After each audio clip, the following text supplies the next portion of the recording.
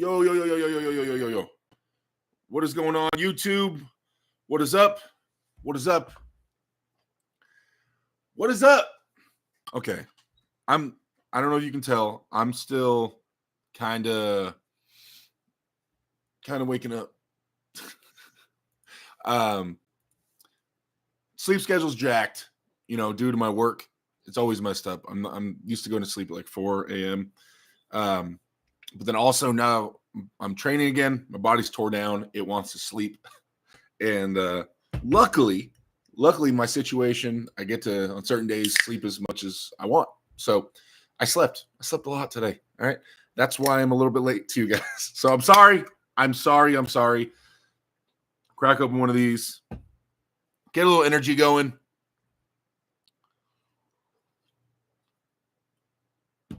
Oh, there we go. Corey McPhee, Alan Fishman, Devin's left arm, DF, Drew.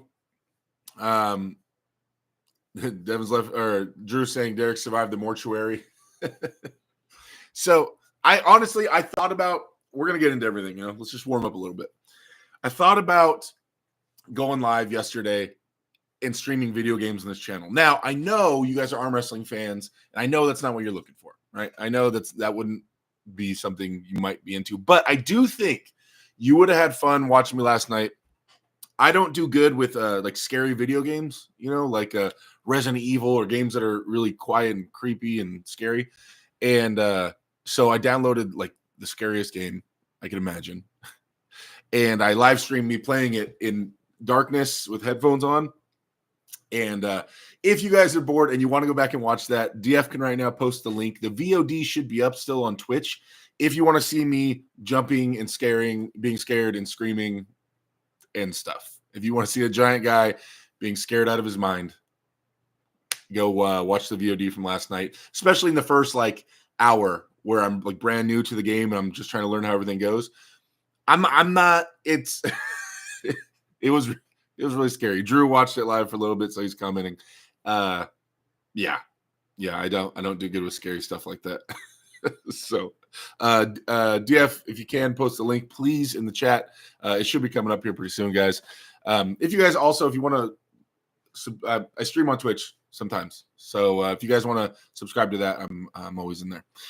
David Tomes, the Wizard, with the first super chat of the day. Hey, Tomsy, thank you, sir. Thank you. Put you on the board here. I like doing the little wizard hat. I can't really draw stars. Maybe if I do little polka dots, it'll kind of look like stars. Stars on the wizard hat. And with the 1111, thank you, sir. Wizard hat. Tomes. Thank you. Andy says, food fund. Yeah, food fund for sure. I've been eating a lot. Being transparent with you guys, I got down to, I don't know if you guys saw the pictures when I was completely clean shaven and everything. I got down to 308. If you guys watch this channel a lot, I'm normally around 340 or so. I got down to 308 of not lifting and not having any testosterone in my system. But that's all been remedied a little bit ago. I'm on my way back up. I'm at last night I was 326. So on my way back up. Lifting, sore. Last night was shoulders. Today is going to be biceps. And I'll be going right after this live stream. So we catch back up in the chat, you guys. Devin's left arm says, hey, I see somebody your training was bad on Reddit. Crazy, they're probably weak AF. If you know what the crazy thing about that is, if anything, my training should be proven to be significantly good. How often do I stop training and get really weak and then get back to being strong? Like, how many times have I proven that my training works when I'm training? That's the crazy thing. If you ask my team who gets to, arm wrestle with me on a consistent basis, the swings I'll go through of being weak to being really strong, to being lazy and getting back to weak, to getting really strong.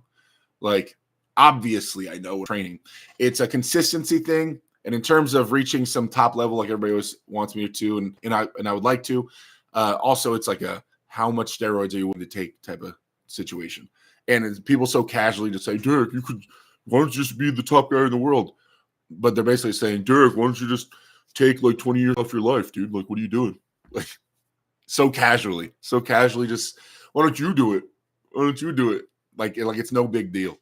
Why don't you just go spend $1,000 on tons of steroids and just throw all your health out the window? What do you do? Like, just say it so casually. It's whatever. Okay. Anyway. Okay, where we're at.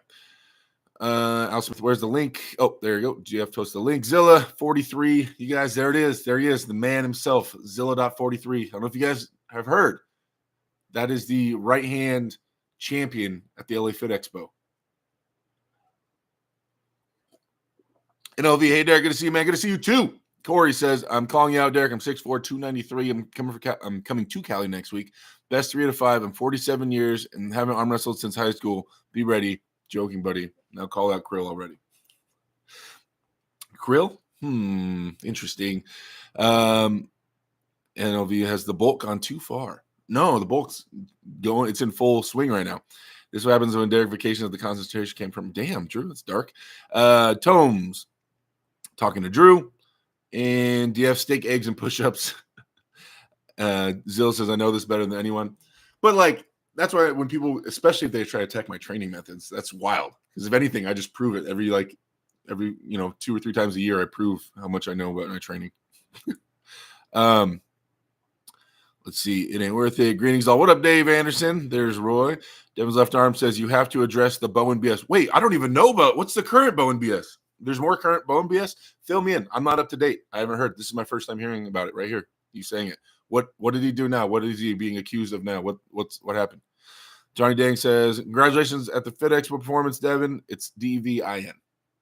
All right. Don't confuse him with the other Devin. Amazing. Johnny Dang on the team. What's going on, my boy? Bone Crab is a mess. He should do a recap video for sure. I did see someone make a post on Facebook about Ryan being heavy.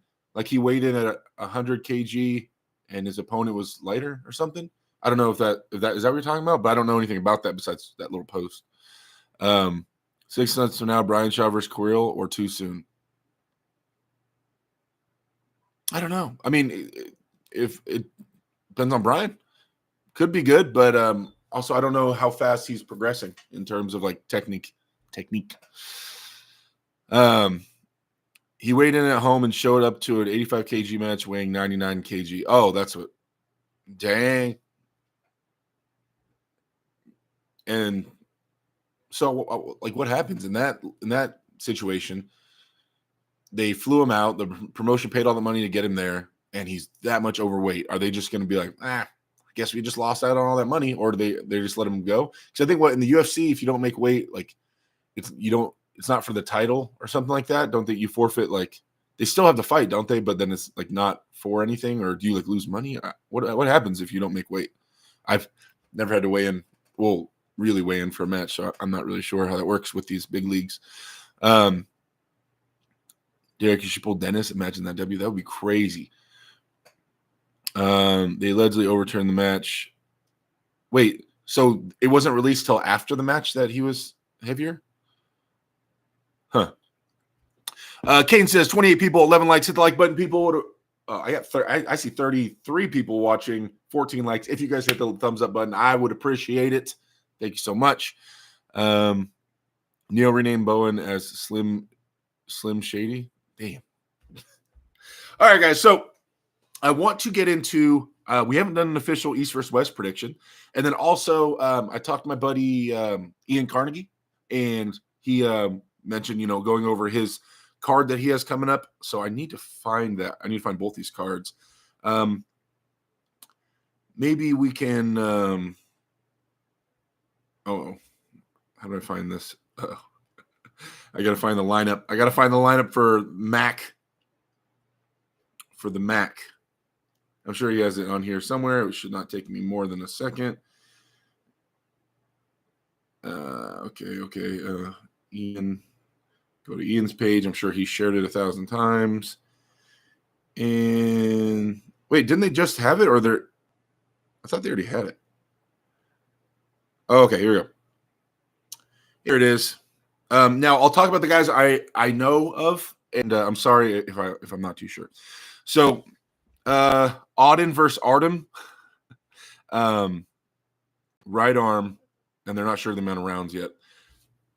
I'm assuming Auden is significantly heavier than Artem, and I think I might have talked about this a little bit, but I was torn on it. But I think Auden will. They're both very smart arm wrestlers. Auden is going to be a lot bigger. I think Artem will have to reach in his bag of tricks pretty heavily to kind of get it done. I don't think he's just going to overpower Auden off the rip. Or maybe, if anything, it'd be off at the beginning. I think Auden adjusts and makes some corrections and is able to come out with it. Yeah, so I'm going to go Auden on this one. Let me see here before I go too far. Yeah, apparently it was a major crap show. Bowen waited 48 hours before the match, rehydrated, and ate food for 2 days. So, of course, he would weigh a lot more. Oh, okay. So they're saying that. So he's saying, like, for the official wins, he made weight, but then he gained a bunch, and that's what everybody's mad about. NLV, Ian is awesome. I hope Max succeeds. Ian is awesome. I agree. Do polls on the top matches on here. Okay. Well, you know what? I haven't done a poll in a while. It's a good idea. It's a good idea, Zillow43. All right. Who wins? What are you guys thinking? Auden or Artem? But there's going to be a lot of Devin fans. Like, there's always a lot of Devin fans who will blindly vote. So I'm wondering if it might just be like 90% Auden. Or if people think, because Artem is on a tear. The last few years, dude, Artem has been jacked. He's been winning a ton of matches. He has a ton of super credible wins under his belt right now. So Artem is definitely a very good arm wrestler, especially right now. He's on fire. Fire. All right. 67% going with Artem. Really? Okay. Only 15 votes. We have 35 people on here. 15, well, about almost half of you guys voted. Interesting. I thought for sure Auden was going to win the poll. I didn't know by how much, though. All right. A lot of people thinking, more people thinking Artem is going to win. Huh. Okay. I mean, it's definitely possible, for sure. Definitely. I don't. Okay, so if I had to put like a number to it, I'm like 55-45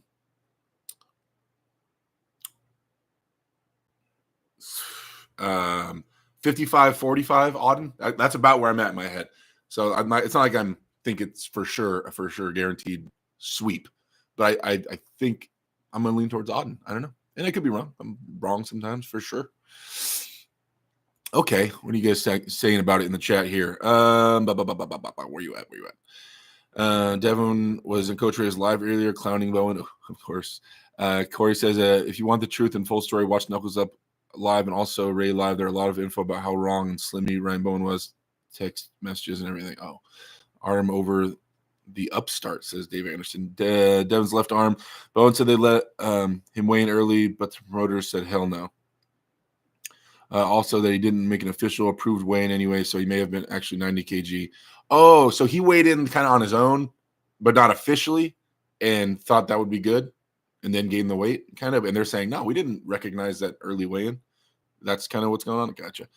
He was 99 kg, 13 kg higher on weigh-in day. His video, his 86 kg a full day before weigh-ins. Carl Gerke. Hey, Carl, what's going on, man? Does anyone know where Auden is even at? Has he pulled an attorney in his weight class with good pullers, or is he all he's done is pull lightweights or YouTubers? No, I mean, in the past, Auden's pulled tournaments for sure. I know he's won like juniors, like nationals. There's like videos of him pulling a bunch of kids, like younger kids back in the day, I remember. So I know he's pulled tournaments. I don't know about how recently, though. Yeah, he didn't cut for official weigh-in. He was already eating and hydrating before the official one, so whatever. I don't know. Okay, so officially, you guys are favoring Artem over Auden. Interesting. Super interesting. All right. We're going to go to the next match. Alan Ford, Doug Allen. This is going to take a long time if I make a poll for each one. We're going to be onto this for 45 minutes to get through this list. What's the main one? That's the headline match, I think. So, Alan Ford, Doug Allen. You guys just put in the chat who you guys think for Alan Ford and Doug Allen. I don't know what shape these guys are in. So, not knowing the shape, Doug Allen should win this. But I don't know. Is Alan Ford really big? Is Doug Allen really smaller now? Because traditionally, Doug's a lot bigger than Alan Ford, thicker, right? So I would normally go with Doug Allen, but like I said, I haven't watched these guys in a while, so I don't know if they've changed. Like if Doug's lost a lot of weight or Alan gained a lot of weight, I don't know. But due to my limited knowledge, I'm going to say Doug Allen wins this. But it's based off ignorance and me not knowing their current shape. Let's see. Oleg Danilov versus Brad Grundy. No idea who Oleg is, so I'm just going to go Brad Grundy on this one. Rick Heidelbeck versus Philip Larson. I know Rick is – sorry, why am I coughing? I feel like I should know who Philip Larson is because I feel like I've heard that name, but it's not popping up in my brain. Philip Larson. Where would I have seen Philip Larson before, guys? Where – anybody help me out? Where would I have seen Philip Larson? I know I've heard that name. Alan Ford wins on RVJ, and he's been active this last year. Okay. I don't know. Has Doug been active, and I just haven't been seeing him? I got gum stuck on my shorts, and it's bothering the crap out of me. Anyway, sorry. All right, not the time for that.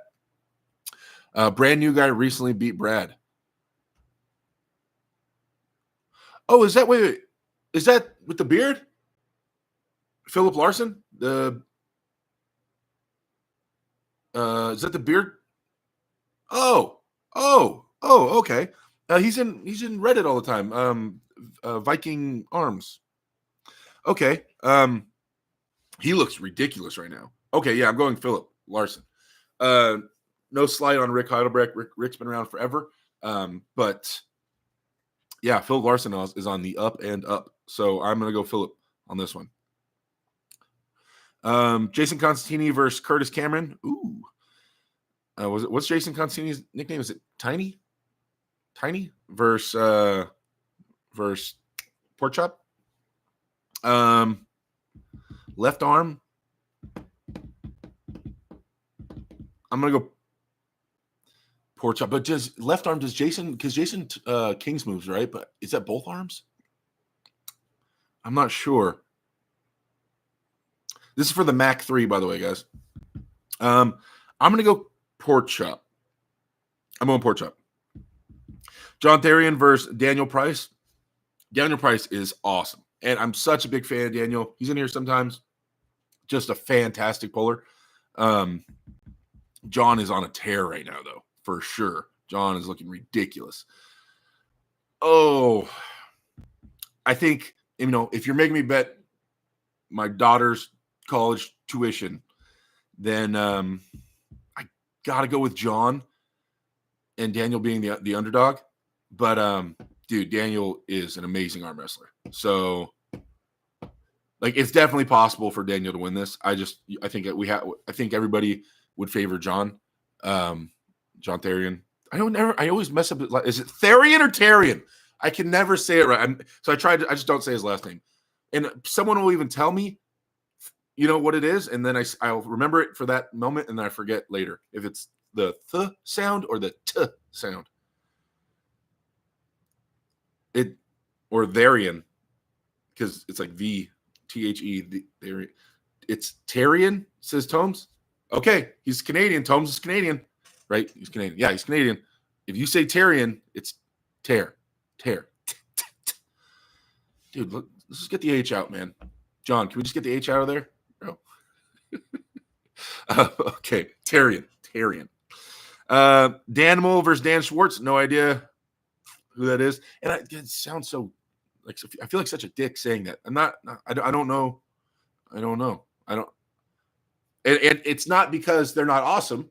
It's because I haven't been following things closely. right? That's why I don't know who a lot of people are right now. Jerome Loud and Curtis Cameron, right arm, best of 3 of 5. Jerome Loud is a monster. And Jerome is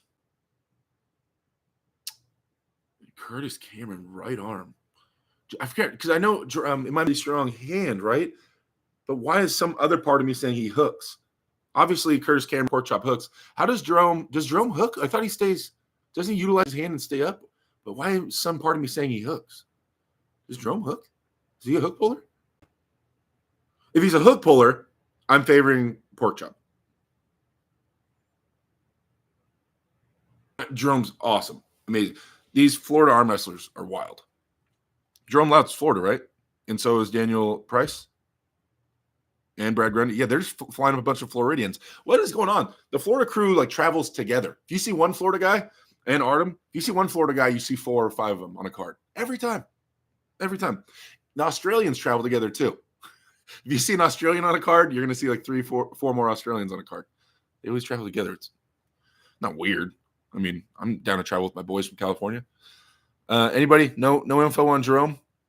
I can't remember. Like, I know he's a beast. I know he's been having amazing wins, been around for a while. Went on a tear. I believe it was the Monster Factory. He had some really impressive wins. They kind of even put him at a higher level. But I can't remember how he arm wrestles. I have such a bad memory for this. All right. I'm going to, in my brain, because I'm thinking he hooks, I'm going to go with Curtis Cameron. I'm going to go with pork chop. Matt Smith versus Mike Hitt. I know who Matt Smith is. I don't know who Mike Hitt is. I missed the Monster Factory events as Devin's left arm. They're cool. I like the Monster Factory events. Yeah, I don't know who Mike Hitt is. Matt Smith is an absolute beast. But Mike Hitt must be as well if they're putting them up against each other. So, but obviously I'm going to go with Matt Smith only because I don't know who Mike Hitt is. Yeah, and then the last one, Joseph Spoljar versus Shea Dickey, another Floridian. Is Mike Hitt? Mike Hitt must be a Floridian. I bet you he is. I don't even know who he is. I bet you he's from Florida. Shea Dickey's from Florida, right? And I don't know who Joseph is, so I'm gonna go with Shea. All right, so there's predictions for that one. Sorry for everybody I don't know or I did not know on the card.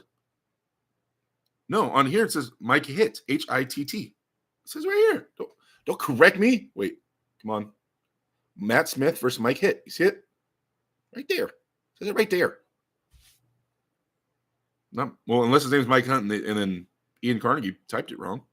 It says Mike Hitt. And anyway, all right. Now let's go find this East versus West card. Get that up here. East versus West arm wrestling. And where's the most recent picture of the matches, the matchups? That's the rankings. Oh my gosh, have they not released something that really just goes over all the matches? Lame. Oh my gosh. They have the poster of all the guys. Well, I guess I can kind of look this way. Okay, so Sergey Kalinachenko, Frank Lamparelli. Oh,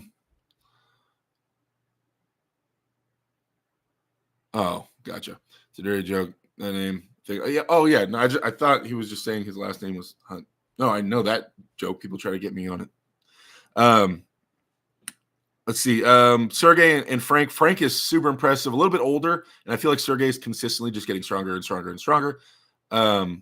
I'm going to go with Sergey Kalinachenko on this one over Frank Lamparelli. Sergey has a really strong hand and wrist, but also has a nasty flop press, which is a great answer for someone with a top roll like Frank. So I'm going to go Sergey. Will you make text for East versus West 17? I have no plans to be, or I have no. Well, not for sure, no, but no one's contacted me, and I have not made any plans to be there. Alex Krdecha, David Dadikian. Is that right-handed? That's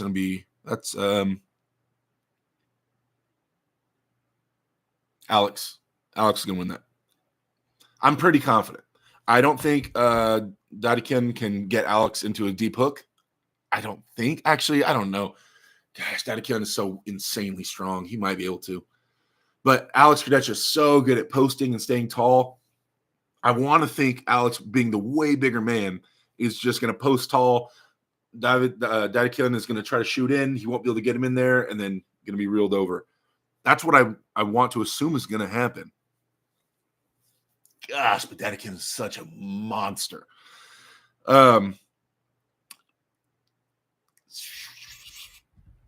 60-40, Alex Gradecha wins that. What do you think it will take to motivate you again? I'm left. Oh, it's left arm. Then Alex even a little bit more. I still think Alex wins. Motivate me. I'm training again. I've been back in the gym. I'm hurting. I'm in pain. I'm tore down. So I'm pretty motivated right now.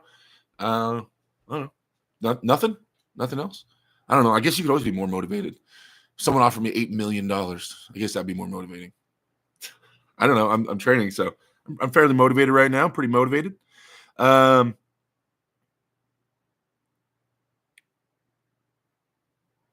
Vasily. Oh, and Stoyan. Oh, Stoyan and Vasily. Well, these guys, they're not old.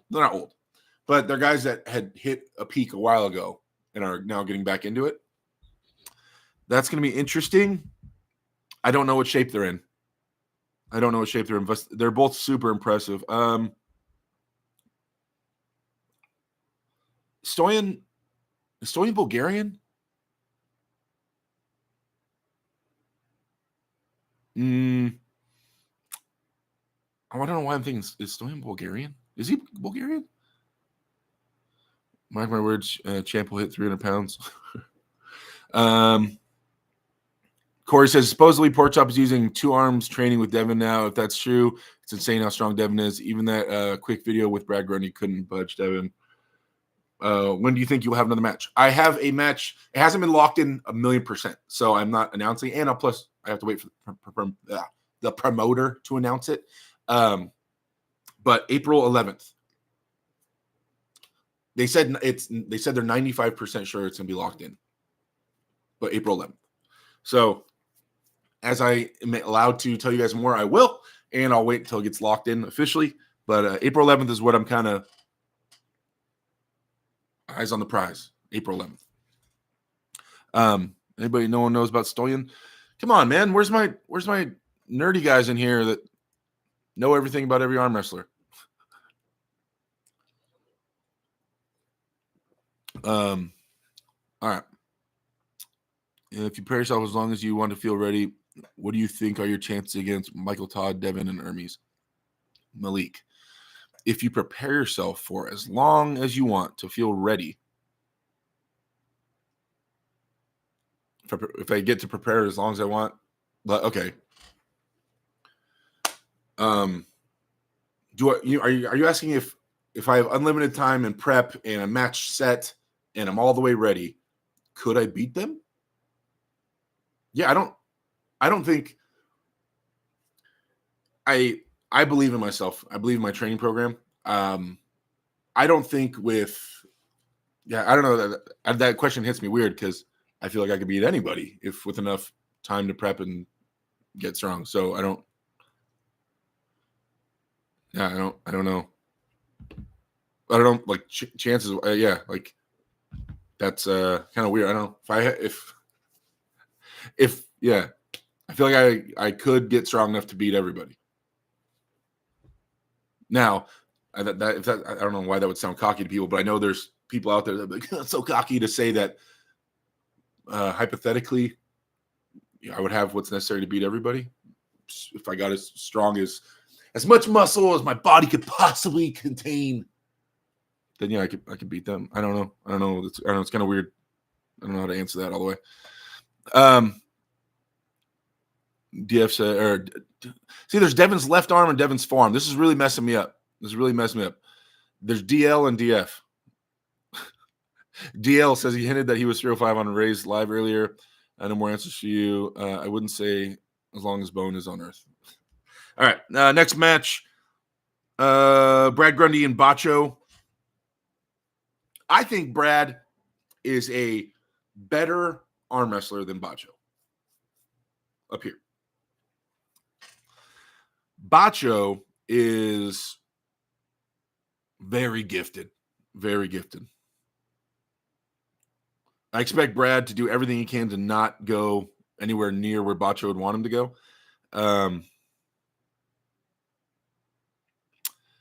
I'm thinking, man, what do you guys think on this one? Brad? Dave says Brad. Miliano, a healthy approach of pancakes. The doctor helping you is the best scenario, in my opinion, to compete East versus West. What happened to your match with Mike Ford? Mitchell. So the whole event got canceled. Zilla says, I'll answer. If Derek's consistent with his training and didn't always drop off and get unmotivated, he'd be top 5 in the world. Thanks, Devin. Laga says, Bacho might just be too gifted in the hand department. I hope Brad, but my brain says Bacho. Yeah, I think I'm going to go with Bacho, and Brad is my guy. Love this dude to death. And I swear, if any of these guys get mad because I don't predict them to win, I'm just saying who might be the favorite. And being the underdog is fine. And that doesn't mean I'm not cheering. Obviously, I'm cheering for Brad. But I think Bacho might be the favorite going into it. But definitely pulling for Brad. And it's not a landslide in my brain because Brad is such a capable arm wrestler. He's so versatile. But yeah, just Bacho might have a little bit too much power, just raw power. Daniel Prokopchuk and Oleg Zog. Damn.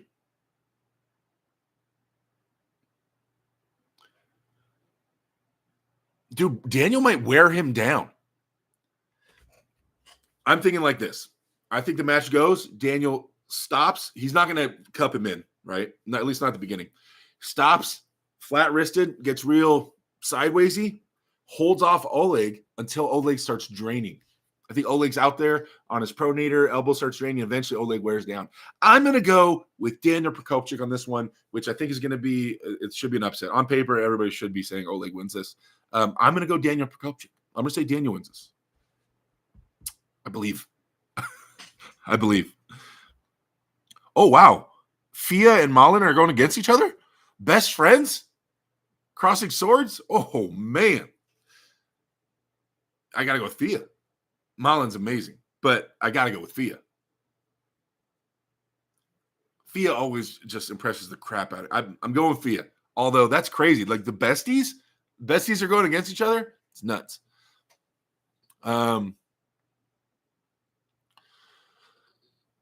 Malik says, I'm asking him that question to get him motivated because he has all anybody needs to be one, if not the best in the world. Thank you, Malik. Hey, Andy, what's going on? Zilla says, if Vrej, not sure how to spell his name, is set for a match anytime soon that you know of, East versus West. No, he can't travel out. He has trouble traveling outside the country. So maybe at the East versus West in Texas. Lagia says, I don't know, man. I'm going to go with the safe prediction and say that Oleg will kill Daniel. That is definitely the safe prediction, Lagia. But, Lagia, you have to see what I see. I know you can see the scenario I just played out. Daniel's bicep and everything is insane. And if he gets those straps and he gets to bear down and hold off Oleg, dude, it could, what I said could very well happen. Not saying it's the odds are it's going to happen, but I'm going to take a wild prediction and say I think it's going to happen. I think I'm going for it. Oleg Petrenko and Betkili Onyani. I'm guessing this is left-handed. Yep, left arm. Betkili's so insane. Oleg's been on a tear, but I really like Betkili. And he seems like every time I see him, Betkili's getting more and more jacked. I'm going to go with Betkili over Oleg, even though Oleg's a unit. Yep. Vitaly Laletin versus Artyom Morozov. Left-handed, right? Yeah. Vitaly just getting a shot at the top. It's my boy, though. Give him the shot. What do you guys think? Vitaly and Artem. Bean, what up? Derek, what do you think about the table Auden and Top Roll King will be on? Ian Carnegie's been working on that table for a while, trying to limit elbow fouls, encourage more entertaining matches, etc. I've never been on it, so I'm not sure. I don't hate it, but yeah, I haven't pulled on it myself to really have a better answer for you. It's interesting.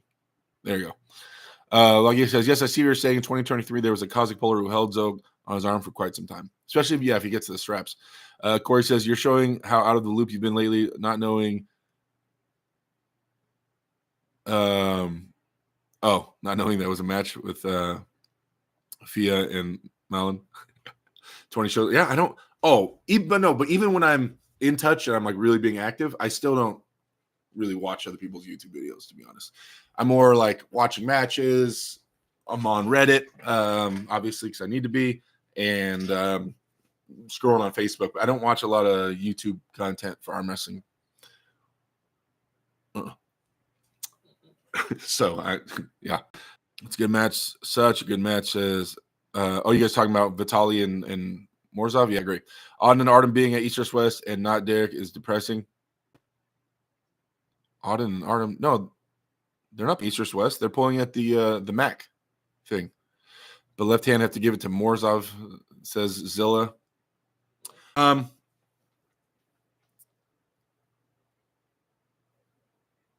mean, Morzov's number one.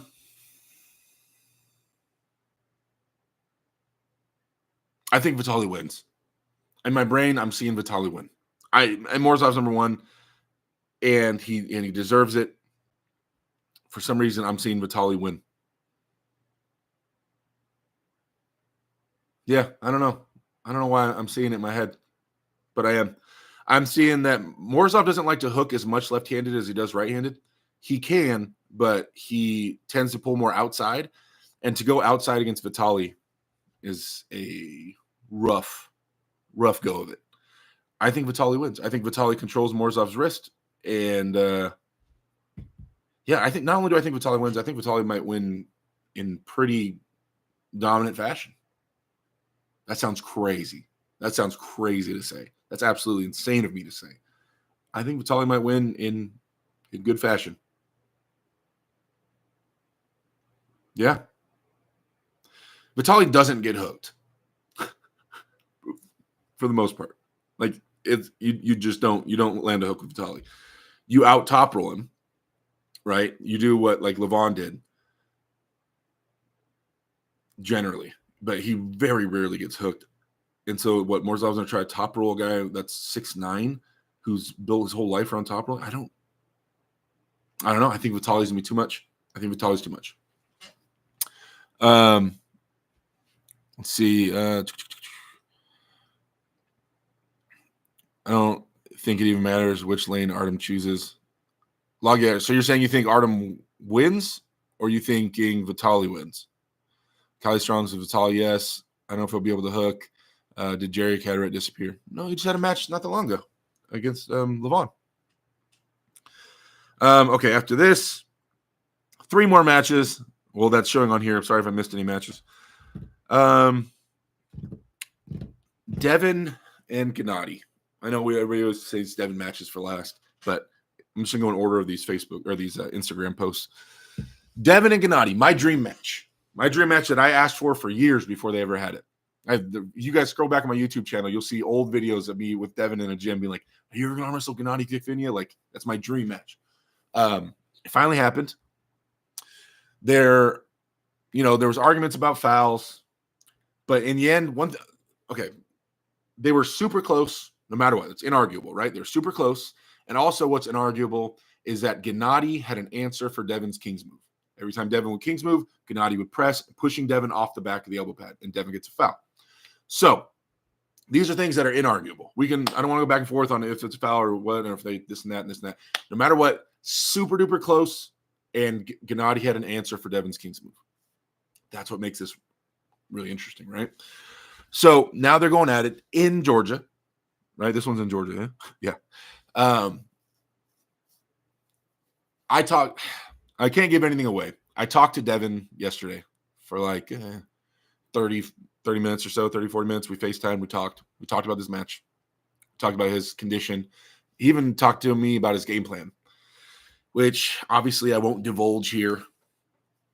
How can I talk about my prediction without giving anything? Gennady's going to come in there with some fire, man. That crowd is going to be so pro Gennady. He is going to Opana his life away. He's going to be screaming and tripping.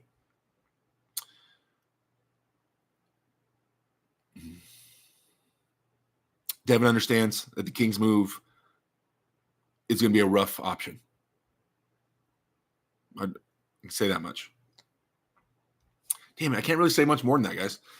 I'm still going to be torn. Dream match, 50-50 for me. 50-50 for me, but I definitely think that Gennady's fully in it. I definitely think Devin is prepared and fully in it. Obviously, he's looking huge. This is still my dream match, man, and I don't want to pick a favorite in my dream match, so I'm not going to pick a favorite. I'm going to say 50-50. I'm going to say 50-50 on this one. Okay, wait, let me catch back up in the chat a little bit. Login, Vitaly, yes. Papa Thor says, I had a similar thought on Artem and Vitaly, though I think and hope it's going to be an absolute barn burner with Vitaly win. Vitaly Devin in 2025 is going to break the internet, and Devin is going to make it a left and right arm preview. Vitaly bulldozes Artem no matter what Artem tries, says Loggy. Okay. DL and DF both saying Devin with the sweep. Morozov definitely goes inside, says Zuloa. So you think he's going to try to go inside and hook Vitaly, the unhookable? It's a tough sell. But Morozov can I think he more often top rolls left-handed than he does right-handed. Right-handed, he's almost all hook. He'll top roll to get to the straps and then hook. Left arm, though, he's more well-rounded. I think he top rolls more often than anything left. I feel like. I could be wrong, but I feel like watching his matches, he top rolls more than hooks. No chance Devin loses to him again, says DL. Devin 3 weeks out and already above 300 pounds. I got Devin 4-0, says Corey. He's huge. Pushing someone elbow off the back of the pad is a foul. Oh, I don't feel that bad about it. No, and he's not pushing at him. He's pushing for the pin. And Devin's elbow's going off the back. I don't feel bad. You're hinging on an arm that ain't going straight, all right? Okay? Hinging on an arm that's not going straight versus I'm pressing for the pin. You happen to go off the back of the pad. Both slightly questionable. I'll let it go. I don't feel – I have no pity for that whatsoever. No pity. Are you and Devin cool now after the Shaw thing? Says Nelda. Me and Devin haven't had falling out. Like I just said, I just talked to Devin yesterday. We're good. Jeff Akala says if Devin isn't getting pinned from Pork Chop two hands, I think Gennady is in big trouble. You think Pork Chop could pin Gennady? I'm gonna feel bad for Gennady, says DL. It very well could be that way. It could easily be Devin Stonewall and just wins 3-0. He's pissed off. He's more ready. He's more focused. That could I'm not saying that can't happen. I'm just going to say 50-50 in hopes that this match is as close as I want it to be, and it's an absolute war grinder is what I'm hoping. Devin makes the right adjustments. How does he not win? LOL. Devin 3-0 says full Arsenal. Gennady. In their last match, Gennady was definitely stronger than Devin center table. And Devin, and once the Kings move got ruled out, Devin was trying to find a way to deal with it. But center table, Gennady was definitely top end stronger than Devin that match for sure. Zola says, I keep forgetting this is a left arm match. Derek, you were right. Wait, what? You talking about Devin's his right arm against Gennady? What are you talking about? I don't know which one you're talking about. Devin never complained about being pushed off the back. No, that's what I'm saying. It wasn't Gennady wasn't pressing at Devin. He was pressing towards the pin pad, but towards this side of the pin pad, which in turn forced Devin off the back of the pad. How often do you train? Well, everything on point. Gym 5 days of the week, table time 1 day a week, and 1 day off.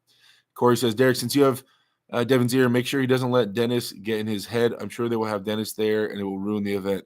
Dennis getting Devin's head? Huh. I didn't see that as an option. Devin beats Gennady much easier this time. Full destruction. I want Gennady to get one pin in just to see him Super Saiyan power-up move. Oh. All right, so yeah, I'm going to say 50-50, although this can be the best match ever. Todd and Irakli. Did they pull? Haven't they pulled before? Am I tripping? I'm tripping. No, didn't they pull? Yeah, Todd won, right?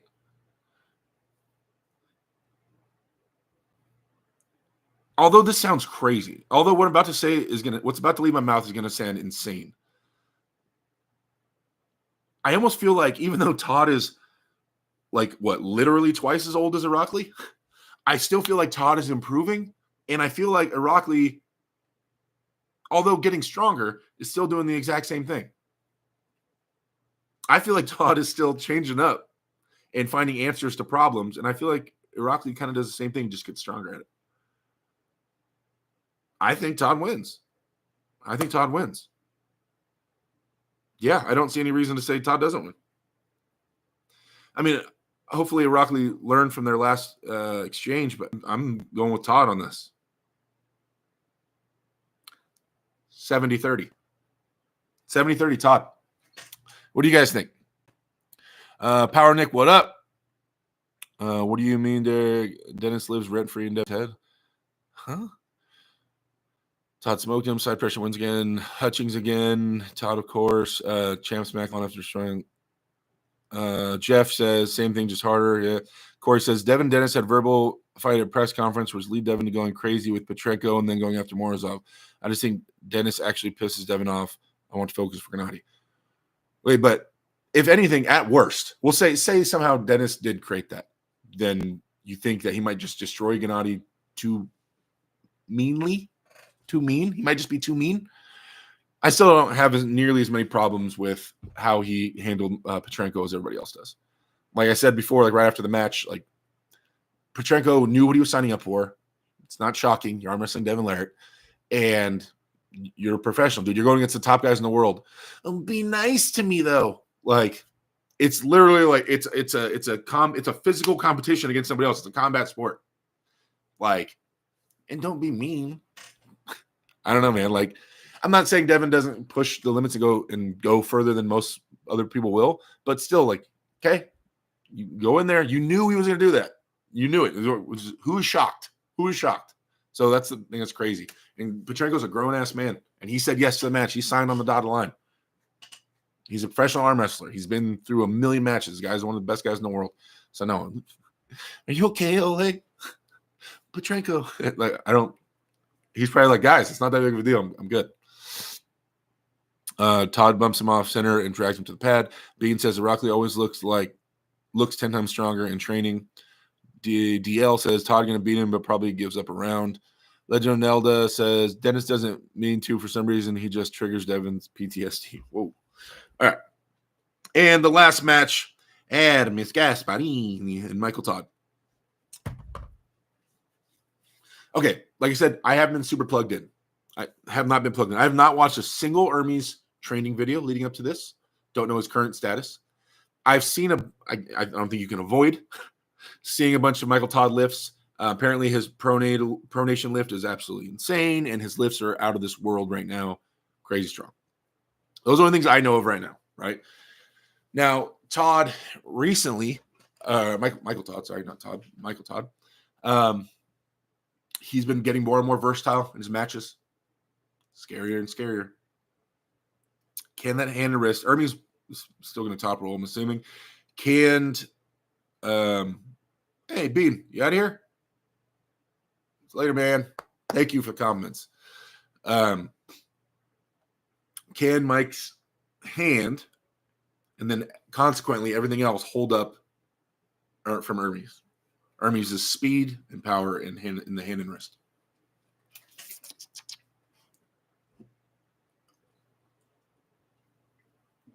The easy answer, that without me even looking at the chat, the easy answer is going to be like, oh, yeah, Hermes is just going to bam, bam, bam, bam, bam, bam. Fast, too explosive. Mike's won't be able to adjust.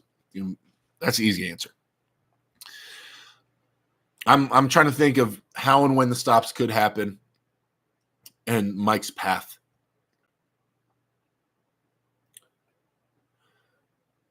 He has to take some gas off Hermes. He has to. He has to slow him down. He has to take some oomph out of there. Hermes is definitely going to be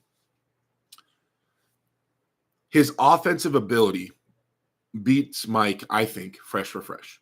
So if Mike tries to be offensive and Hermes tries to be offensive to the pin at the beginning, I think Hermes wins that fight, right? In terms of defense, obviously Mike has the advantage. And in terms of gas tank, Because of that, Mike has the advantage. Although Hermes has a pretty good gas tank. So I think if Mike slips, because sometimes Mike gets so hyped up that he tries to be offensive first round, and I think he might be just testing the waters. But I think he should just play the safe game, try to wear him down. Being offensive isn't at the beginning doesn't always mean you're going for a pin. It could be just to put damage on their arm, get in a better position so your defense is a little tighter. I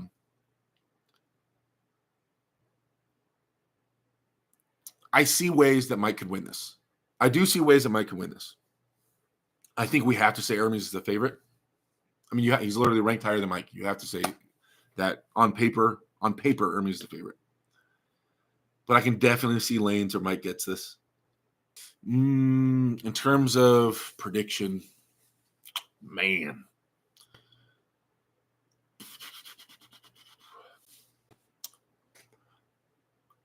I'm going to crap, dude. Obviously, I want Mike to win. Obviously. Sorry. Energy drink. I'm going to go with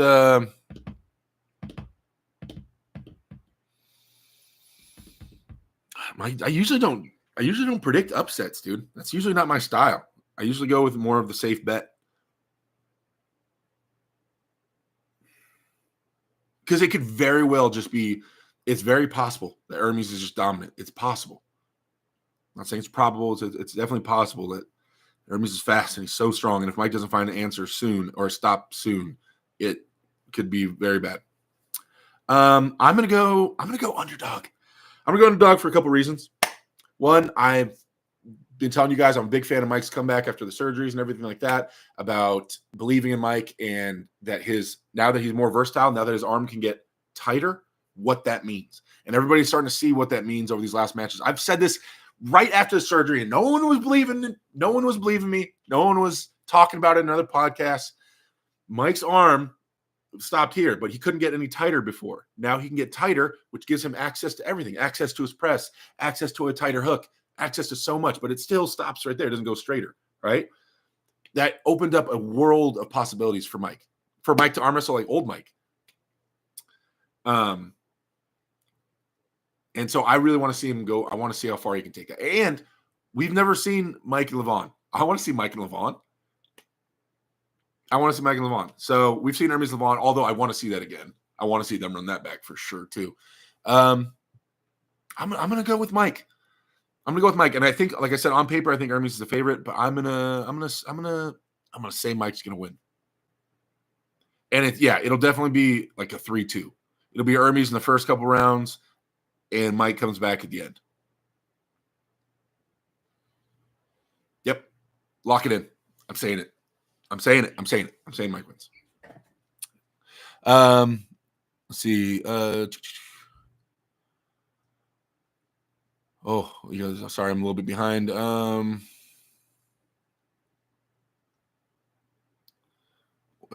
Wait, where we at? Oh, wow. You guys are up there. You guys went. There we go. Papa Thor, Michael Todd 3-2. Hermes have been heavy training that hand since 2023. I love Michael Todd, but I'm worried for him 50-50. Hermes, Monster Michael Todd 3-1. Hermes can match Monster Michael Todd's lifts with better form. Oh, can he? Like I said, I haven't been watching Hermes lifts, so I'm not into the whole I'm not following the whole who's lifting more. Laugie says, I genuinely believe Hermes versus Michael will be one of the most grueling outside battles of all time. Definitely potential there. Really, Monster Michael has only chance at dangerous flash press. Huh. Is this guy professionally handsome or something? Says Spacey. Yes. Absolutely, yes. Gennady is fast and explosive too. Yes, that helps versus Hermes is proof of concept. Anyone who says Hermes flash pins him 3 times is crazy. The match will stop and they will both arm wrestle. Atlantis, yo, what up, man? Jeff says Monster Michael Todd looks his best shape ever. If he doesn't get hurt in his prep, I think Mike wins in a grinder. It's gonna be bloody, assuming Mike maintains his riser, says DL. Corey says, I think Hermes has a shoulder problem that he isn't talking about. Not pulling for a full year because of his shoulder. I think it's still an issue. Would he take the match if it's still an issue, though? As the winner of that match next for Levon, I hope so. Going to be a hell of a match either way. Don't see it being clean sweep. Levon won't pull again until next year. I'm guessing he only does a few pulls a decade. If people are saying Monster Michael Todd, Joe Meek said, Joe Meek, what up, man? If Mike can keep up with his hand when the back pressure hits, I'm going with Mike. Hermes, 7 out of 10. You tripping if you think Devin Gennady is 50-50. Kane, explain it. Explain how I'm tripping.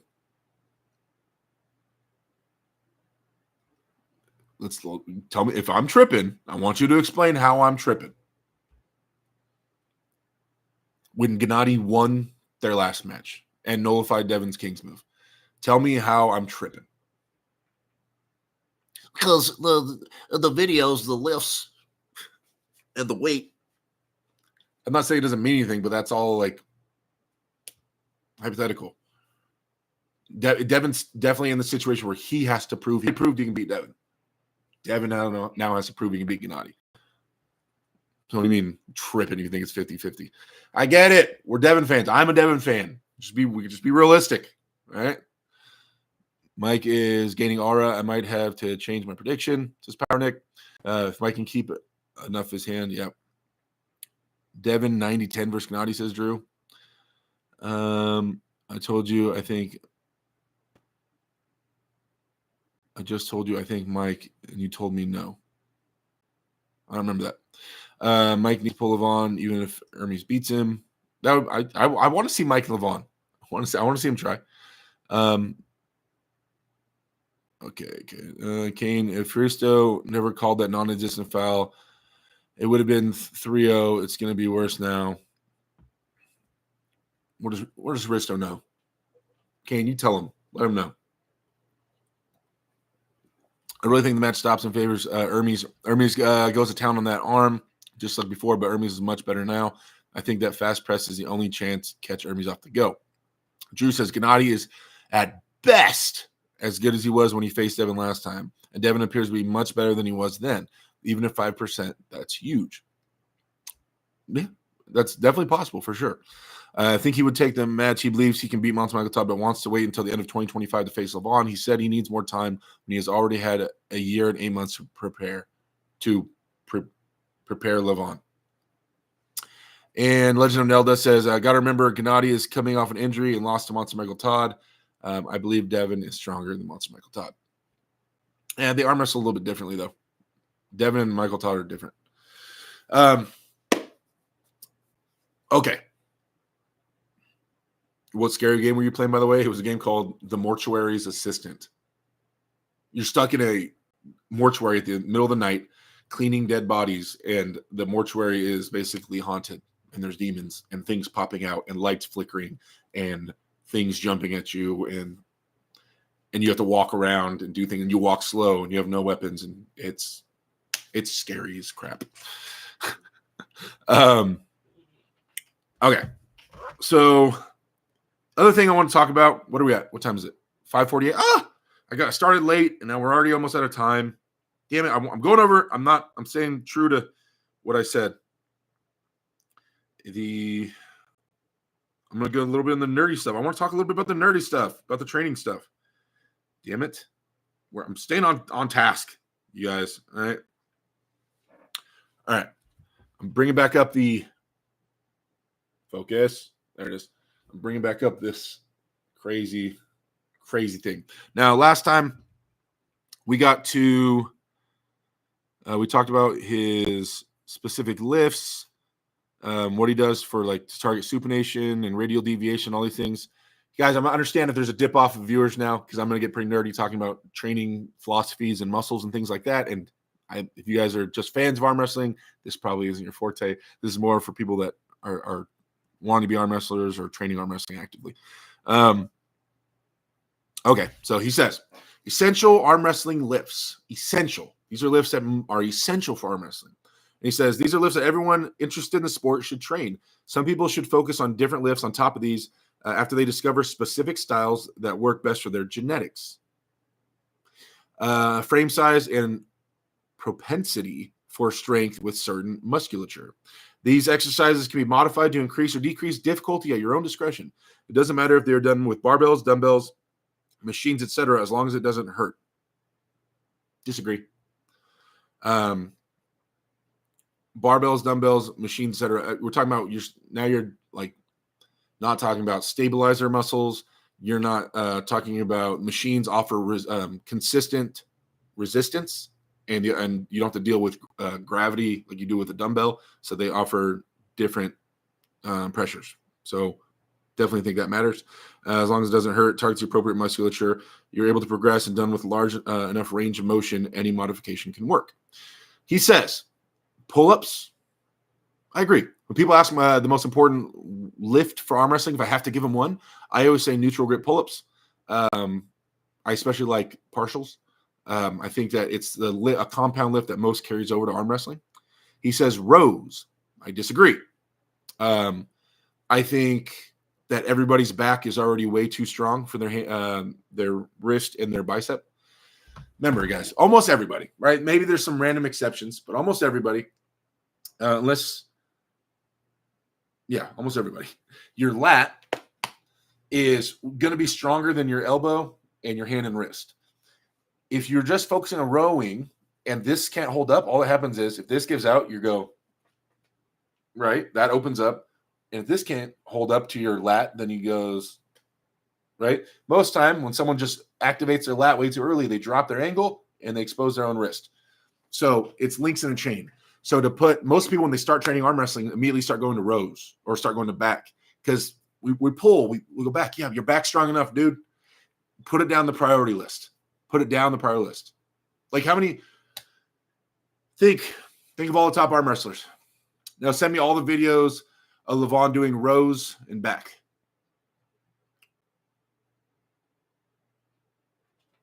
Oh, wait. Because it's already too powerful. And we hit it enough just on table time.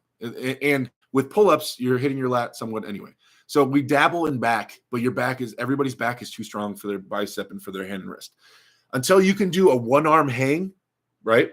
One arm, get your hand right here. This is a Travis Bajan type thing. Get your hand right here on a pull-up bar, like stand up on something and then let go until you can hold yourself while leaning back without your wrist giving out and without your arm opening up. Then yeah, you're good. You don't need to keep working your back. You don't need to focus on rows as a primary lift. In my opinion, bench press. I think bench press is fantastic. I think flat bench does not have the most carryover for arm wrestling, but it is the best or one of the best upper body ways to train your CNS to get under very heavy load. Most arm wrestlers don't touch their legs. Most, not saying all. And so we don't get to work our CNS a ton in the gym. Heavy lifts like bench press or maybe overhead press are ways to really tax your CNS and get under strain, get under a heavy weight. So that's a big plus from it. Also, it's going to be working like your shoulders, your chest. It works your back, your triceps, all these things. And you can work your pec. Bench pressing is another way you can target your pec minor by driving your elbows forward and locking out at the end. That last motion right there targets your pec minor pretty well. I think that flat bench has a good place in arm wrestling. Now, would I say it's one of the essential arm wrestling lifts? If we're just talking about chest, no. I would favor cable crossovers. Anything that's bringing this humerus bone across your center line, across your belly button. Anything that bring bench, you just focus on the humerus, right? This is what the chest is controlling. Is just bringing it to there, right? In arm wrestling, we bring our arm all the way over here. Also, for people that are kind of big chested, that are muscle bound a little bit, and it's not very flexible, Zilla, really doing lifts that are pushing your arm across your center line is something that you really need to pursue. If you can't bring your elbow in, it's limiting a ton of options on the table of what you can apply, right? So the fact that I can get my elbow in to the left side of my body, my right arm, and then pry backwards, it opens up a ton of doors and possibilities. If your arm is stuck on the side of your body, if it's stuck on the side of your body, then it's going to be really hard to do different moves that require elbow sliding and elbow positioning. So mass in the chest. We want our chest to be strong, but we're not trying to gain size in it at all.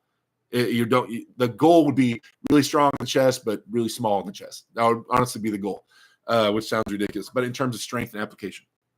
So keep that in mind and always work on your flexibility, your mobility of your elbow adduction and sliding your elbow across your center line. He says hammer curls. I agree. Essential lift for arm wrestling. Hammer curls, 100%. Hitting your brachialis, your brachioradialis, your pronator teres, bicep, all these things. Hammer is a fantastic lift exercise that has a ton of carryover directly to arm wrestling. Supinated curls, essential. I'm thinking about the word essential. I don't know if I put it under essential. Supinated curls is a way to isolate your bicep. I do them today. Literally today is going to be bicep day for me. I do them for sure. But in terms of essential, we start like this with our thumb up in a neutral position. This is where we want to be strongest at. You don't want to be strongest giving up your pronation. That's not a goal. I choose, but I'm so in terms of essential. I don't know if I put palm up stuff in terms of essential. It's a strength I want. It's a strength I like. It's very important to me to have. But I don't know in terms of telling someone it's an essential strength to train for arm wrestling. I don't know. I don't know if I would agree. And under essential. Yeah, I'm gonna say no with that one. So I don't agree with rows. I don't agree that bench press is essential. I believe it's a good lift. I think that essential would be like cable crossover, something that's bringing your humerus across your center line. I don't agree that supinated curls is essential. Wrist flexion, 100% agree. Wrist flexion. Cupping, 100% agree. Essential. Absolutely essential. For sure. Let me see. Jump in the chat for a second, guys. Let me catch back up before I go too far. Let's see. Tendon's going to hurt. Arm wrestling training is pain, no gain. Thomas says, how are you doing, my friend? Are you in a good place mentally? I hope you are, because life is shorter than you realize. Best wishes. Thomas, mentally, I'm in a pretty good place. Let's see. If I had to score it, 10 being the best place mentally I've ever been, 1 being the worst it's ever been, I'm at about a 6.5 to 7. So that's a pretty good place. Pretty good place. I'm sorry, just giving you a realistic answer. I don't know. Smith curls, says Papa Thor. I agree. Loved him. Love me some Smith curls. Have you spoken to Devin recently? Do you know his weight secretly? I have spoken to Devin recently as of yesterday, and I do know his weight. It's not up to me to say, though. I love the heavy arm dumbbell rows. Make sure you don't use straps and use a thicker handle. But why? Nelda, why use a thicker handle? First off, a thicker handle just targets fingers. If you're going to do rows, you're trying to work your lat. Why not just go train grip over there, really focus on it, isolate it, train grip all the way, and then go over there and train your lats. If you're going to train lats, use straps, target the lats, get your hand out of the equation, target those lats. But I'm saying, like, I train it things isolated. I don't want to get a half-ass grip workout and a half-ass lat workout in one thing. I'd rather have a full lat workout and a full grip workout rather than kind of a half and half putting fat grips on dumbbells. My favorite lift, fat grip pull downs and reverse pull downs. Yes. Yeah. You guys, with the fat grip stuff, I get it. It's harder because your fingers are failing because it's a fatter grip and it's in your fingers, right? Bigger grip in your fingers, right? Hard to hold on to stuff. It's in the fingers, fat grip. For something that's smaller, it's going to be in your palm. So what's failing, this is the part that the reason I don't like it is what's failing. What if you're on those pull downs? What if your lat had another 5 reps, 6 reps, but you stopped because your fingers failed and you're doing the lift for the lat? Just go target the lat and then go target your grip. It's just so frustrating. Everybody puts fat grips on everything. Just trying to get like a little bit of grip in there and a little bit. I'm more like train one at a time. Give it your full attention. Let's see. Heavy dumbbell flies seem to be good for chest-driven side pressure. But think about this. So heavy dumbbell flies, you bring it in here, gravity, and then once we get it relatively straight, this isn't offering any resistance. This isn't hard. And like I said, the idea is to bring your humerus across your center line, right? This offers no resistance. Once you're laying on a bench and the dumbbells are above you, offers no resistance, right? So that's why a cable crossover with consistent resistance all the way across would carry over more. Let's see. Where are we at? I have a match and the guy hits hard, fast to the side, always leaving his wrist. What do you recommend? Control center table at the very beginning. Don't let him get his shoulder behind it. Ready, go. And you push him outside his shoulder. Some sideways option. to keep his shoulder away from it. I don't care if he's flop pressing. I don't care if he's in the straps and he's flop pressing. First thing, boom, a way to get him outside his shoulder. If you try to top roll out this way, you're going to allow him to get his shoulder behind it. Don't let him win center table fight. Corey McPhee says, what would be a good weight for wrist? A good weight for wrist movement, barbell with weights on one side and doing supination, pronation, and so on, almost like for a sledgehammer. No, Corey, I'm not getting what you're saying. And the weight would differentiate between people and sizes and how you're gripping it. And I would need to see how long the lever is. The further out the weight is, the more heavy it's going to be. There's a lot of things I would need to know. And I don't know the weight. I know what I do. I don't know what would be a good weight for someone not super heavyweight who's been arm wrestling 13 years. So I'm not sure, man. Supinated pressing is the only main reason I see for that. Supinated pressing. See, reason you see for what, Drew? Meat Salsi says, I'm a good bench presser and was able to carry over pretty well into sort of hook chop press motion on the table against some much more experienced guys. Just my experience, though. Yeah, it's going to be, there's still other limiting factors, guys. You get the strong chest. Cool. You get everything aside. Your elbow still has to be able to withstand the pressure, and your hand and wrist still has to be able to withstand the pressure and apply the pressure. So there's still, just having a strong bench doesn't necessarily mean it's going to correlate over to the table and how you arm wrestle. You still have to have the joints still have to be able to support the pressure that you're going to be able to apply through your chest. As you get this stronger, as you get this more weathered and conditioned and stronger, the more you'll be able to apply this chest pressure that you have, right? I've told a story a few times on here. I am Scott Mendelson, world bench guy, right? Regardless of, we're trying to get into his rankings, but either way, much stronger chest and shoulder than me.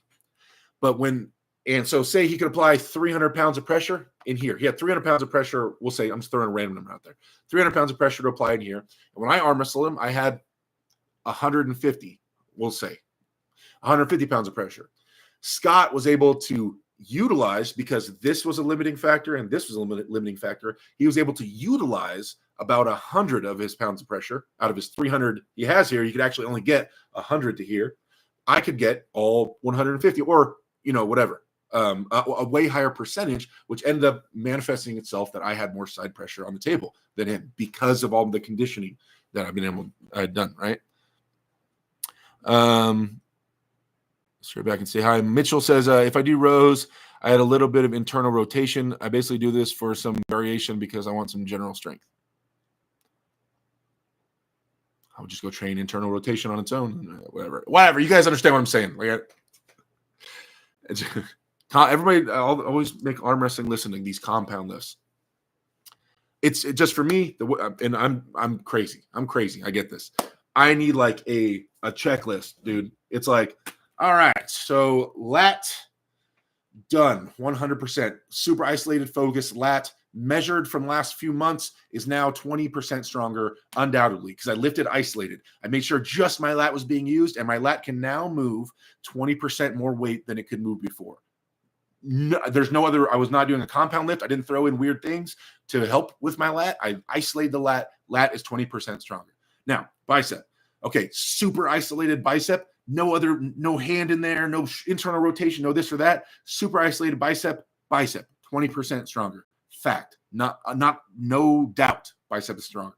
This and this, I go down the list up here, and all these isolated muscles, I make sure they're all stronger, and it's measurable that way. It's measurable. When you do it isolated, you have measurable gains in arm wrestling, which you cannot find when you do huge compound lifts and you start cheating the lifts, or you're doing it on a pulley and you're getting uglier and uglier with the lift, or you're going to practice and you're trying to measure it off your teammates because what? Are you just getting used to the way they arm wrestle? Were they tired? Did they not sleep the night before? It's hard to measure that. I'm not saying you can't get stronger, but it's not measurable. And for me, because I'm crazy, measurable carries over to confidence. If I have in my measurable training gotten this much stronger, then confidence comes with it, because I don't guess, I don't hope, I don't think, I know. I know for a fact I am stronger. So this is always going to be my train of thought. So when I'm talking about training with everybody, that's going to be it. Isolated strength training, not isolated with super high reps like for a bodybuilder. Isolate the muscles, but lift with heavy and low reps. For me, now it's dangerous. It's more prone to injury. If you guys want to get into this, go slow and slowly get into these lifts and slowly get into getting really heavy with it because it is very isolated. You could tear these things, right? But I think it yields in the long run better profits. Okay. If I do, Nelda says, "Are you isolated on the table or is it a fluid movement?" No, it's the same. So I've sharpened all my tools. Okay, in the gym, we're talking about in the gym. I sharpen my tools. Every single muscle I need is sharp. It is gaining. It is 20% stronger, 30% stronger, this and that. Then use the practice. Like I said, I still go to practice. And I even have a table pulley at the gym. I use those purely for putting the muscles together, muscle synergy, right? So I sharpen them individually, get them all right? So now I have the strength, the muscles necessary to do every move on the table. Top roll, hook, deep hook, this and that. I have the muscles necessary. Then practice is for that, is for putting the muscles together in unison, right? Time to deep hook, time to low hand top roll, time to defensive low hand top roll, time to offense low hand top. Like it's putting the muscles together. I don't go to practice or go on a table pulley expecting that to make me stronger. I use those to put my muscles together in unison. Let's see. Real talk, Giga Mitchell says, so those would be dumbbell. Corey says, I hate typing. I can't fully say and describe the way I want to. A number of words make me rewrite crap that looks like crap. I use fat grips in the bedroom, says DL. You made a good point, though. Aaron Castillo, the reason to do them both is because the compound movement increases the overall strength of the entire chain more. Isolated exercises tend to target hypertrophy more. Yeah, so basically what I just said. The chain. You put the chain together in practice and putting these together. And practicing, I'm not saying I'm practicing with zero weight. Obviously, I'm practicing with other humans or I'm going on the pulley system, but I'm not banking on the number I'm moving on the pulley system. I'm not banking on how well I'm doing in practice by beating guys that normally give me trouble or whatever like that. No, that's not the measuring stick at all, right? It's those are just to put the things together. It's just too sloppy. It's too sloppy when you do, the more compounded the lift, the sloppier it gets, especially in arm wrestling related lifts. Do you feel the fat grip would be bad on a dumbbell wrist curl? Just be, when you're doing anything in the gym, on the table, we care so much. On a table, we're getting a grip. We're like finger placement, bottom two, supinated in, 1/2 inch over to the T, maybe have some space on top. Okay, and that's my perfect grip. But then we walk to the gym, we're just like, all right, go. And we're just doing that, right? So depending on how you grab the dumbbell and how you grab, it can be a small diameter. Small diameter is fine if you allow it to go to the right places in your hand and work the right areas, right? So yeah, the crazier the handle, the more it helps isolate for you. That's it. It just forces your fingers open and it forces a lot of pressure to be up at the top part of your hand rather than potentially being the bottom part of your palm. But if you just focus on where the dumbbell's at, you can make the small handle go into your fingers. So I guess it's easier for people that don't pay attention to where things are at in their hand. I guess a fat grip could help more with that, make it more difficult. But I like in that sense, I like smaller diameter because it's going to allow me to reposition and adjust. Fat grip is going to be taking up so much of my hand, I can't maneuver much. I like to be able to maneuver a little bit and really increase my positioning while I'm doing wrist curls. Supinated pressing may benefit from training supinated biceps training. Supinated pressing may benefit from training supinated biceps. I mean, yeah, it's not going to not benefit. Nelda says, I think really heavy rows and compounds in general will really help you specifically, Derek. Why? Explain it to me. Explain to me how my lat has been too weak, and that's a limiting factor for me. Mitchell says, I don't disagree. I just feel like I want to hit them arm wrestling lifts less specifically sometimes so that I can give those areas a rest. So wait, what do you mean? You want to, I feel like I want to hit arm wrestling lifts less specifically. Then just don't do the arm wrestling lifts. What do you mean? You kind of want to hit your pronation, but not really. So you want to do it like a compound lift because you already hit pronation yesterday, and now you kind of don't want to hit it. Then don't hit it and let it heal all the way. If you lift isolated and you have a program written down, then you hit pronation or whatever the arm wrestling lift is, and then you don't touch it for a few days until it's healed up, and then you hit it again. If you're lifting isolated, if you're non-stop doing compound lifts, and this one's mostly pronation, but kind of hits my chest and shoulder, and then this day is mostly shoulder, but kind of hits my pronation, then you're not giving yourself a chance to heal and make maximum gains out of your lifts. You have to rest. Becoming a professional healer of your body is paramount as an arm wrestler. To know how you heal, to know how Nelda needs to become a master of how Nelda heals. Mitchell needs to become a master of healing Mitchell, right? And how Mitchell heals. More important, the breaking stuff down part is easy. The healing part is just so important. And I think it's highly undervalued. Nelda says, you have big conditioned joints and high table IQ, just need more raw power. Okay. And how would me lifting isolated not give me raw power? Especially when I'm doing compound exercises, when I'm on the table and on a pulley system. Explain to me how I'm not getting raw power. By getting my bicep specifically 20% stronger, how is that not raw power on an arm wrestling table? Mitchell says, I do super controlled and don't go heavy. I favor arm wrestling specific lifts more for sure. Nelda says, you can measure compound lifts, every strongman and powerlifter do. Yeah, but for arm wrestling, no. For arm wrestling, no. Those are strict. Those are very, very strict form. Arm wrestlers don't. Watch the videos, dude. Go watch every guy that lifts and how much more cheaty they get. And you got to think, we're going to, on an arm wrestling table, you're never going to recreate arm wrestling fully on a table pulley or with a lift. You're never going to recreate arm wrestling. So when people are pursuing recreating arm wrestling scenario in this lift, because this is just like arm wrestling, it's not, right? Because you're not being threatened. There's not constant pressure here while attacking your hand, while attacking your shoulder quickly and aggressively. It'll never recreate it until they design an actual robot. You have to arm wrestle a real hand. It doesn't exist as of yet. So to pursue that is just going to give you a false sense of readiness and strength.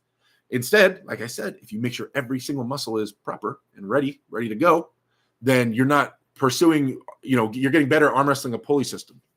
You're not getting better arm wrestling a person, right? A pulley system is not going to be hitting rotation while hitting cupping, while in your fingers here, while it's not doing everything you need. It's never going to recreate arm wrestling all the way. It won't. And so like when people are always pursuing this to recreate arm wrestling with a lift or on a pulley, like it's not it. Just get everything strong on its own. Then you're good.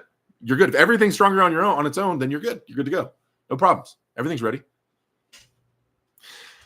Let's see. For sure, you also need the very isolated curls, Jordan style, full size sledgehammer, 10 pounds, grab the base and move in any direction, supinate and pronate and so on. I can do those, but I add 2.5 pounds to the end, making a 12.5 pound head. It's hard to do, but doable.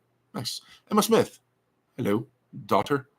Eric Castillo said, that's why I respectfully disagree with your method. The Scott Mendelson example is why the isolated lifts don't improve strength as well as compound. Just my opinion. That's fine. Keep your opinion, Aaron, by all means. By all means. I'll lay out 40 arguments against it. If you just ignore everything I said, then that's fine, Aaron. It's fine. Morcus says, I started doing radial deviation and ulnar deviation. It's been helping my wrist. And yeah, nice. DL says, and what you said earlier about your back always being too strong for your hand, does that mean the rows and pull downs don't matter much anyway? It depends on your situation, but generally 95% of the time for most people, no. Do you agree with the sloppiness of tracking I do agree with the sloppiness of tracking compound lifts. I just think it's more effective. Okay. Because of doing them with the fat grip, and obviously my hand fails before my back. It says DL. Nelda says, I disagree, but you're the pro, Derek, so I would defer to you. Use these methods to get strong in the past, so they must work. GB19 says, I use straps and dumbbell for pronation lift in the gym, but it wiggles like crazy. How to stabilize it? I don't have round ball-shaped weights. I use pulley systems. When I do pronation, I do pulley or just down to a plate. You could just, if you don't, instead of dumbbells, you just put the strap through a plate, plate weight. Andre, did predictions already? Yes, we finished the predictions. Doesn't the fat grip better stimulate gripping up with a big hand? No. I mean, more than a small grip, I guess, in a sense. But in a small grip, you can really focus on where it's at, and with someone's hand, you can focus on where it's at and putting it in certain positions. The fat grip is just taking up all available space, so it's not recreating a hand. It's just something fat to grab onto. Hands aren't built like that. Does this thing look round?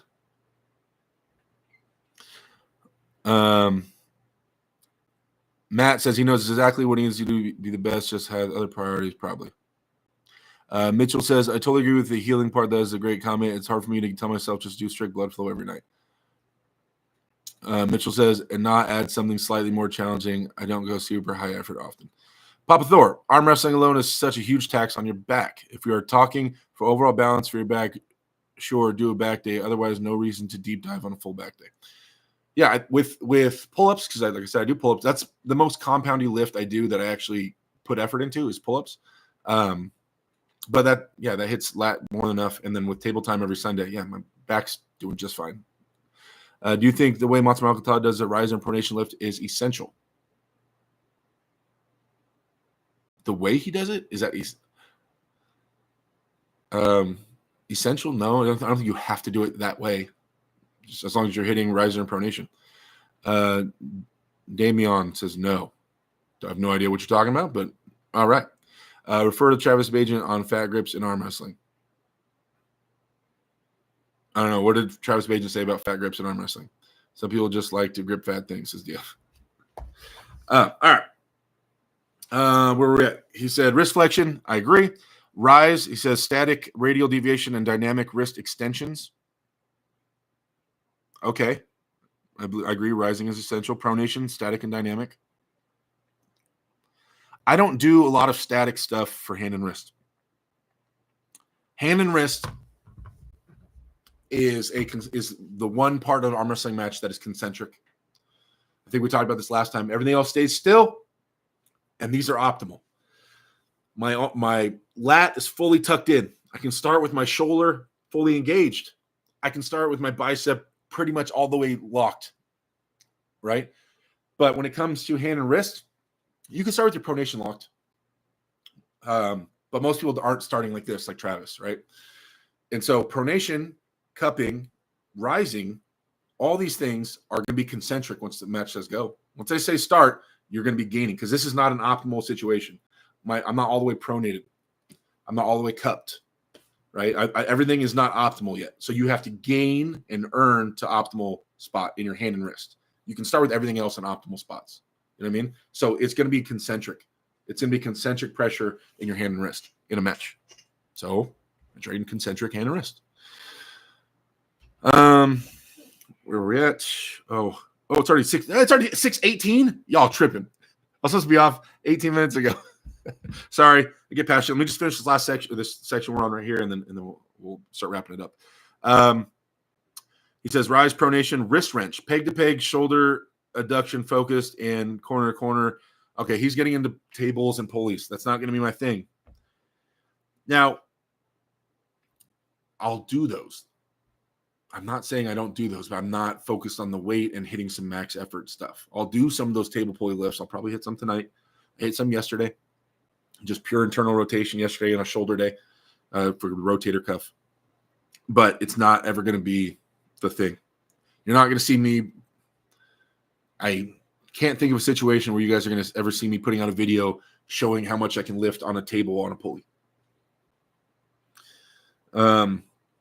And wrist wrenches are cool, but not big fan of wrist wrenches because I don't like having to hold on as tight as possible. Being able to improve my grip and my stance or my rise into something and improve it is important to me more so than squeezing as tight as I can so it doesn't slip out of my hand. I feel like that's not conducive to arm wrestling. Okay. And then he gets into specific versus general movements for training. All right, we're going to stop there because I'm already way past because the predictions took a lot longer than we thought, or I thought. Catch up in the chat here. It says, which is best exercise to increase forearm size? Your forearm is 4 layers deep of muscles. So you could just do grip and your forearm will get a lot bigger. You could, there's a lot. So there's not one exercise. I'm guessing something that includes grip and flexion and pronation all in one. There you go. Some lift that looks like that. Travis says to make a tight fist, and he doesn't train pronation. Yeah. But what about the fat grip? Something said about Travis Bagent on fat grips. Risk girls get more girls. Cody T said, what do you think about steel rolling calf muscles for 2 hours a day, even if the pain is borderline unbearable? Got to do it. I do it every day. Every day. I do conjugates, so I do a lot of isometrics, says DL. Michael says, Derek, I don't know what everybody is so messed up about. Do strict lifts in the gym, then do your compound movements on the practice table. Michael, thank you, man. It's simple. It's simple. Mitchell says, I don't understand why Devin does his cupping singles the way he does them. You guys, people have to stop looking at Devin and John and guys that have 50 years of experience and their foundation, their very bones and joints are the base that they have established is this big. Guys, what they're doing 40, 50 years later is not inconsequential, but for them at where they're at, where none of us are at, that is the lift that they need. That is the thing that they need. New guy who's in the sport does not need to focus on that right now. And it just blows my mind that they think that they immediately look past the fact that Devin's been arm wrestling since he was a kid, has done every style of training, was in the military, got absolutely jacked, doing full range curls, doing everything, doing pull-ups, running, doing all base workouts, building an insane foundation, arm wrestling, being known as this versatile arm wrestler who can go in any position, has strength in every way, making videos of him doing lifts he wouldn't even touch now. All this to the final point where he does 1 rep maxes, and everybody's like, oh, yeah, you just go from 0 to first day, you do 1 rep maxes. Wild. Mind blown. Like, you're not going to consider how he got there, or like all the base and foundation underneath that, and how thick his bones are now, how conditioned his tendons are now, how much those muscles are used to being under that load or his workload. Like, cool. Sorry, it's wild because it's like that. So many people do that. So many people do it. It's I'm on Reddit and it's crazy. It's crazy. Let's see. Corey McPhee says, never did steroids. Does it really make that much of a difference? Does running gear make you 20% stronger? You mentioned start of pod, off everything, and lost a lot of weight. Your thoughts on gear? I mentioned I was off testosterone. I've been very open talking about this. I had the testosterone pellets, and then we were trying to get the pellets done, this and that. I go to a place, and I got the testosterone pellets, little incision in my butt, and they put these pellets in there, and they tape a little piece of tape, close it up, and the pellets stay in there and slowly release for 3 to 4 months, and then you'll get it again. So the pellets ran out slightly after the Travis Bagent match, and I wasn't able to get them for a long time, and so I had no testosterone, and I wasn't lifting, and I lost like 40 pounds of muscle just sitting at home. So we're getting big now. So everything's back. Got the pellets done. Been lifting, eating, gaining, gain. Aaron Castillo says, great stream info, man. Catch you next time I can. Yes, sir, Aaron. Come on down, man. Love to see you. Nelda says, Derek, you seem annoyed with the chat tonight. Definitely not annoyed. Not annoyed. It's just these are things that, remember, you guys got to remember, I'm an admin on Reddit, right? And Reddit is nothing but training questions and people making the same mistakes over and over and over. And then today, some guy's going to say, like, why does my shoulder hurt? I did this. And it's going to be obvious. And tomorrow, another guy's going to say, why does my shoulder hurt? He's going to make a new post and a new post and a new post. And it's just like the constant same questions and same problems that people keep doing.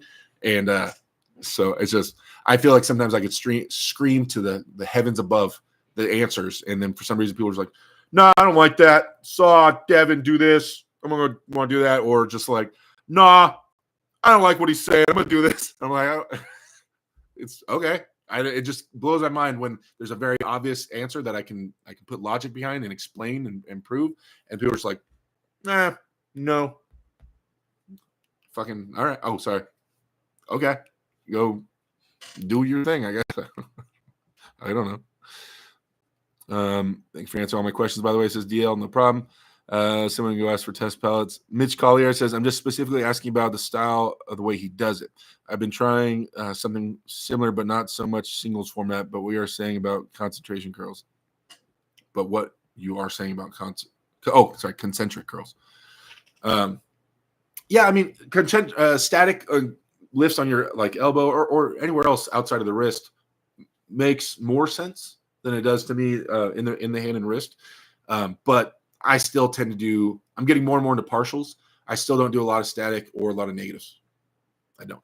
I can acknowledge the benefits of negatives and statics and isometrics and things like that. I don't know. No. For me. I'm saying I like what you said about concentric curls. Better makes more sense. Yeah, man. Just a wealth of knowledge over here, you know? This is stuff when you guys aren't with me here, I'm on my computer late night, right? Just a screen light on me, watching anatomy videos and watching people, lifting videos and people explaining how to isolate. The cool way about the approach I'm saying, guys, about isolating all your muscles is that if you're wondering how to isolate any of these muscles, all you do is type in how to isolate said muscle, and you're going to see 4,000 bodybuilder videos. Bodybuilders are great at isolating muscles. That's what they do. So the info is so out there on how to isolate every muscle you need for arm wrestling. Learn the muscles you need, learn how they work, learn their jobs, learn where they connect, learn how they support each other. Then understand arm wrestling, what muscle you're using in what situations and why these are important. Then get those muscles stronger. Watch the bodybuilder videos and get those muscles stronger. Most arm wrestlers don't know anything about their arm. I was included. It was only like 2.5 years ago, 3 years ago that I was like, oh, I should probably learn how you can be a professional NASCAR driver and not know how an engine works. How are you going to be a professional horse jockey and not know anything about horses? Like how you can be a professional arm wrestler and not know what's in an arm, not know what the bones are, or not know what the muscles are called, or not know their jobs or functions. It just seems unprofessional. And I was super guilty of it. So I'm like, oh yeah, I should probably learn a lot about the arm because it's kind of what I'm using and banking on, Do you do any riser lifts similar to the one Devin does? I do riser work. I don't do it the way Devin does it. ChatGPT is pretty good with isolation stuff too, says DF. That's true. Grok could probably help out too. Oh, another AI? Gotcha. I agree. David T is Beerman coming back. Oh, he's talking about tones. All right, guys. Thank you, everybody that's been hanging out. If you guys have not clicked the thumbs up button, I would appreciate it on your way out hitting that thumbs up button. DF is sharing all the links in here, you guys, to the Twitch channel if you guys want to watch and play video games. Like I said, if you're really bored and if you just want to watch it for like an hour, I curse a lot. Heads up, if you guys have kids in there on the Twitch channel, sailor, just straight sailor. But I was really scared. All right, so bear with me. And then you'll see what it is. It's me going through this scary ass game and being afraid. Yeah, check out the link tree that DF posted, and I think that's everything. Either way, guys, next Wednesday I plan to be back. I'm having fun with the live streams again. So I'm stay after it.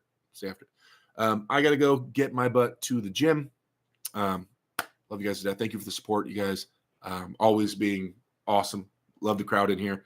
And yeah, I guess I'll talk to you guys later. All right. Stay strong and healthy and love arm wrestling, and two heads are better than one and all that. That's it.